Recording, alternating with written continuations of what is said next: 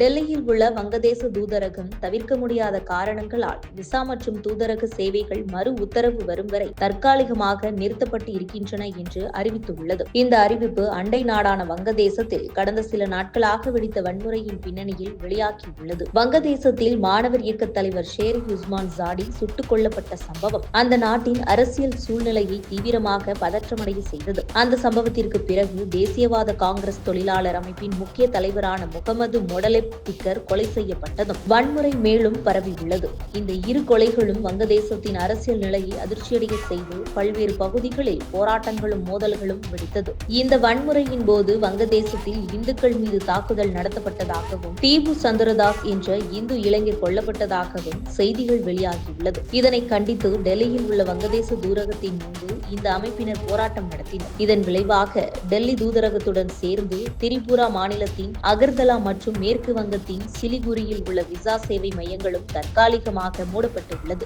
முன்னதாகவே பாதுகாப்பு காரணங்களால் சிட்டகாங்கில் உள்ள இந்திய விசா விண்ணப்ப மையமும் மூடப்பட்டு இருந்தது குறிப்பிடத்தக்கது. இந்த நிலையில் வங்கதேச இடைக்கால தலைவர் முகமது யூனஸ் திட்டமிட்டபடி தேர்தல் நடைபெறும், தேர்தலுக்கு இன்னும் 50 நாட்களே உள்ளது என்று உறுதியளித்துள்ளார். வன்முறை, அரசியல் பதற்றம், சமூக தாக்குதல்கள் ஆகியவை தொடர்ந்தாலும் தேர்தலை நடத்தும் முயற்சியில் அரசு உறுதியாக இருப்பதாக அவர் தெரிவித்துள்ளார். வங்கதேசத்தில் ஏற்பட்ட வன்முறை மற்றும் அரசியல் பதற்றம் அந்த நாட்டின் தூதரக சேவைகளையும் இந்தியாவில் உள்ள விசா மையங்களையும் பாதித்துள்ளது. அடுத்தடுத்த அரசியல் நிகழ்வுகள், குறிப்பாக தேர்தல், அந்த நாட்டின் நிலையை எந்த திசையில் கொண்டு செல்லும் என்பது கவனிக்கத்தக்கதாக உள்ளது. மேலும் இதுபோன்ற உங்கள் கருத்துக்களை கமெண்ட் பாக்ஸில் கமெண்ட் பண்ணுங்க.